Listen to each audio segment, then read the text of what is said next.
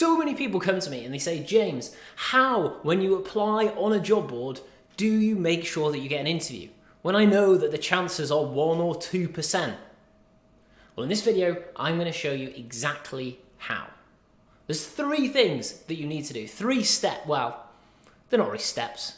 3 things that you need to do to ensure that you have the best possible chance of getting an interview when you see one of those jobs pop up on Indeed or Glassdoor or LinkedIn or whichever job board you choose.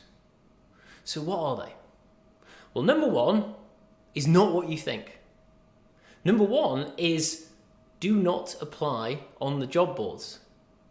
So you might be thinking, James, okay, so what do I do? You're telling me not to apply on the job boards, what do I do instead?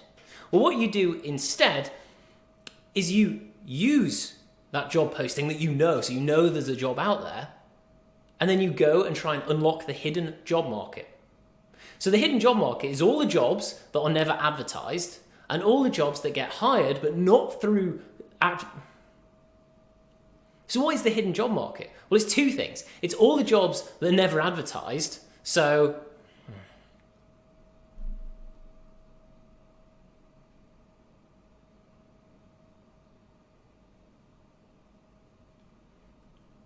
why is the hidden job market? Well, it's 2 things. First of all, it's all the jobs that are never advertised anywhere, which you should 100% try and access, but that's not for this video. You can see that in a different video. And it's also all the jobs that are hired into when they're advertised, but the person doesn't come through a job board. They come through referrals, they come through networking, they come through the company's existing pipeline of candidates. And that's where you need to be. Because if you're going in and you're against somebody who's come in through networking or pipeline or whatever else it might be, and you come in through a job board, you have almost 0 chance of getting hired versus them because they have direct access. They are taking the direct approach to getting hired, not the passive approach. And that's what job boards are. They are passive. So what you need to do in order to do that, in order to unlock the hidden job market when you find that job posting on Indeed or LinkedIn, is to go and find somebody in a position of responsibility. We call them a key decision maker at one of those companies or at the company that has advertised the job. And then what you need to do is you need to start building a relationship with them and prove your value to them, not just saying, well, I saw you've got a job available. Can you give it to me, please? That's not what we want to do, right? We want to prove our value by building a relationship with that person. And you can do it extremely, extremely quickly. I've got another video all about relationship building, so you should check that out. But first of all, the number 1 tip for not getting rejected when you apply on a job board is don't apply through the job board in the first place. But let's say you want to, right? Let's say you've said, James, I'm not going to listen to your advice, right? So what can you give me? What else can I do to get hired through the job boards? Right? Well, let's say you haven't been able to find anyone in a position of responsibility, you haven't been able to build a network with them, right? You haven't been able to build a relationship with them. What do you do instead?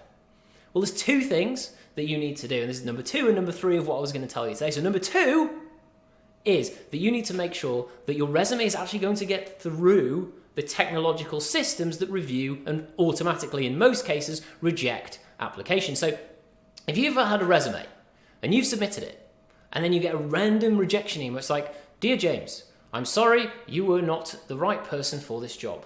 Please try again. Kind regards, Microsoft, whoever it might be. Right? You know that hasn't been sent by a person. That's been sent by a computer system. And that computer system, in all likelihood, has reviewed your resume with the filters that somebody on the back end has set, and it's decided that you weren't good enough, and it's automatically rejected you. How demoralizing is that?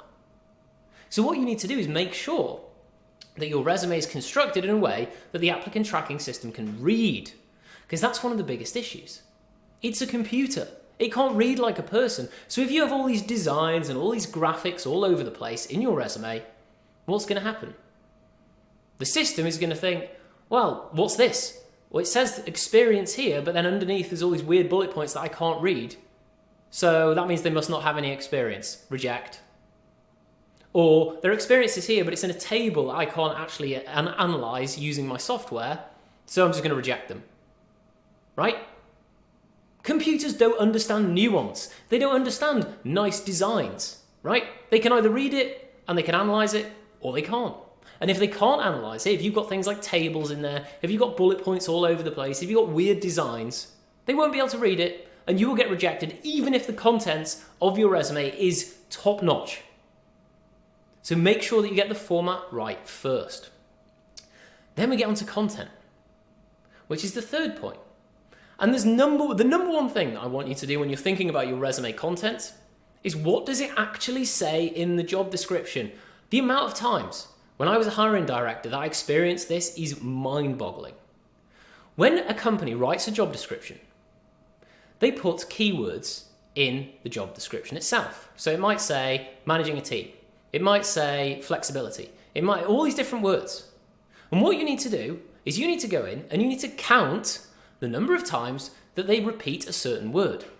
And then you need to put that exact word a certain number of times in your resume, because that is what the applicant tracking system will be looking for. Because what do you think that the company feeds into their applicant tracking system to analyze people? It's the job description. So you need to first and foremost be looking at which of those keywords are most prevalent, and then you need to reflect that in your resume. Don't change the word. If it says flexibility, right? Don't change it to another word which sounds like flexibility or means flexibility. Just write flexibility or flexible. That is the key. If you do those two things, your chances of getting through the applicant tracking systems such that a person will actually read your application is massively increased. And once you get a person to read your application, your chances are more like 1 in 10 rather than 1 in 100 or 1 in 200. But still, they are significantly lower than if you go through the hidden job market route. And that's what I want you to do. That is number one. And that's what I teach my clients to do with the reverse job search method. We don't worry about job boards. We don't worry about all these advertisements out there because we know that companies don't want to use them.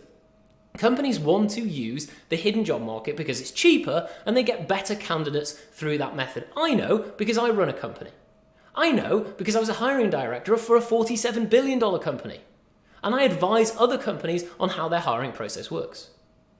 So if you want to get hired into your dream job and you find it on a job board, the number one thing to do is do not apply through the job board. All you are doing then is making more money for the job board.